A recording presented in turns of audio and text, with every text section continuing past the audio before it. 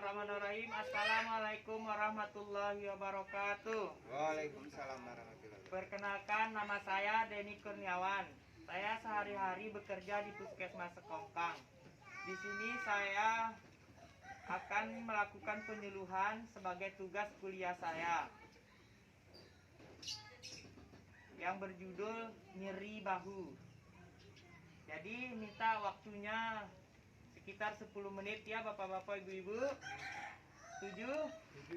Nah, terima kasih. Sebelumnya saya akan membagikan ini sebagai untuk diperhatikan apa yang saya sampaikan nantinya. Kita mulai ya Bapak-bapak Ibu-ibu ya. Kita mulai dari pengertian. Nyeri bahu atau mialgia adalah rasa nyeri yang mempengaruhi satu atau dua bahu. Kondisi ini digolongkan berdasarkan tempat, penyebab, tingkat keparahan, dan beberapa faktor lainnya. Bahu terdiri dari persendian bola dan songket. Ada songketnya, ada bolanya. Inilah yang bergerak bolanya, yang memiliki jangkauan pergerakan terbesar dari semua sendi di dalam tubuh. Kalau persendian bahu ini yang paling jauh jangkauannya. Kalau yang lain mungkin ada 1-2 pergerakan saja. Kalau sendi bahu ini yang paling luas dia pergerakannya. Kemudian persendi ini terdiri dari humerus atau tulang lengan atas, tulang belikat atau pisau bahu, shoulder blade namanya. Jadi lengan ini sama ini, dan clavicula atau tulang selangka. Nah, ini clavicula di sini ya, Bapak-bapak Ibu-ibu. Persendian ini juga memiliki banyak otot, tendon, dan ligamen. Nah, otot, ada tendon namanya itu. Di atas bahu ada sendi lain yang disebut sendi acromioclavicular. Nah, di atas ini ada dia. Kemudian, karena pergerakan yang lebih besar, bahu mudah terluka. Itulah sebabnya mengapa rasa nyeri di bahu adalah keluhan yang sangat umum. Bisa dilihat pada gambar itu Bapak-bapak Ibu-ibu ya. Model anatomi dari bahu itu. Penyebab kondisi. Ada berbagai kemungkinan penyebab nyeri bahu. Beberapa ringan sementara beberapa yang serius. Termasuk diantaranya cedera, infeksi peradangan, penyakit lain, kelelahan atau ketegangan, tendonitis akibat kegiatan yang berlebihan, kemudian keausan akibat penuaan. Nah, ini pada orang tua. Ketidakstabilan sendi. Nah, ini sering kerja berat ini. Bahu kaku atau frozen shoulder, otot tertarik. Kemudian cedera saraf seperti saraf terjepit, radikulopati, dan kerusakan satu atau sekumpulan saraf lengan.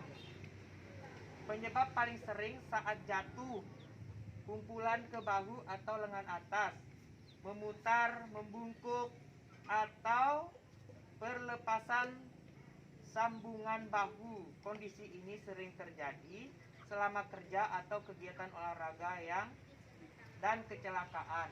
Nah, misalnya pas kendaraan kita lagi mengendarai motor terus kita jatuh. Nah, kadang-kadang ini yang sering cedera Bapak-bapak Ibu-ibu ya. Nah, kemudian gejala utama. Nah, mungkin Bapak-bapak Ibu-ibu sering mengalami ini. Nyeri pada lengan bagian luar, nyeri menetap atau hilang timbul, nyeri saat berbaring, kemudian pergerakan bahu terbatas.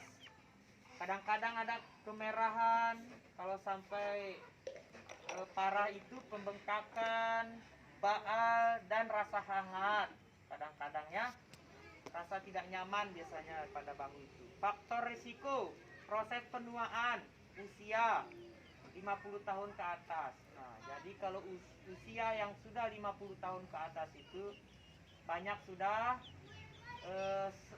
penyakit-penyakit yang kita rasakan. Kebiasaan mengangkat beban berat. Nah, bagi ini pekerja keras ini. Pernah jatuh, riwayat penyakit darah tinggi, jantung, kencing manis. Nah, kenapa riwayat darah tinggi? Karena pada aliran darah tinggi itu dia kencang, dia terlalu keras dia alirannya.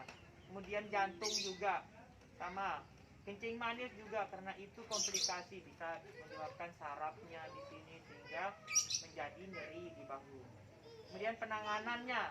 Nah, penanganan pertama istirahat, bisa kompres, bisa tekanan, bisa diluruskan, ya. Atau tekanan itu bisa dipijit mungkin, ya. Selama masa nyeri, kemudian memberikan kompres es ke daerah yang terkena, bisa mengurangi rasa sakit dan mengurangi pembengkakan. Kompres dingin dianjurkan setidaknya 3 kali sehari dengan masing-masing pengompresan berlangsung selama 10 menit hingga 20 menit. Jika bahu terluka, kantung es harus segera digunakan dan kegiatan tertentu yang dapat memperparah pembengkakan harus dihindari. Hal ini termasuk mandi air panas dan minum minuman beralkohol panas, dan diterapkan hanya jika pembengkakan mereda. Nah, itu mungkin yang bisa saya sampaikan tentang nyeri bahu atau bahasa medisnya mialgia. Nah, mungkin bapak-bapak, ibu-ibu ada yang mau ditanyakan, silakan. Saya persilakan. Silakan, mungkin mau bertanya. Terangkannya penyakit kaki. Oh ya. Pajangka yoga. Oh ya. Silakan bertanya mungkin. Ada yang bertanya. Ano yang sering kita ada otak, yang Oh, saya. Kalau yang begitu bisa kita periksa lebih lanjut mungkin kalau hal-hal yang menyangkut kepala ataupun bagian perut. Mungkin ada pemeriksaan lab di puskesmas atau di rumah sakit. Mungkin sudah mengerti ya apa itu penyakit nyeri bahu ini, bisa dimengerti bapak-bapak, ibu-ibu ya. Oh ya, terima kasih ya atas perhatiannya. Mungkin itu saja yang bisa saya sampaikan pada saat ini. Lebih kurangnya saya mohon maaf. Mungkin ada salah-salah kata saya dalam penyampaian saya mohon maaf yang sebesar-besarnya.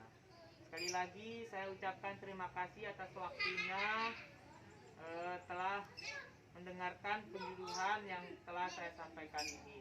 Semoga apa yang saya sampaikan dapat bermanfaat untuk bapak-bapak, ibu-ibu. Kemudian saya juga dapat melakukan perbaikan terhadap materi tentang penyuluhan nyeri bahu ini. Demikian, assalamualaikum warahmatullahi wabarakatuh.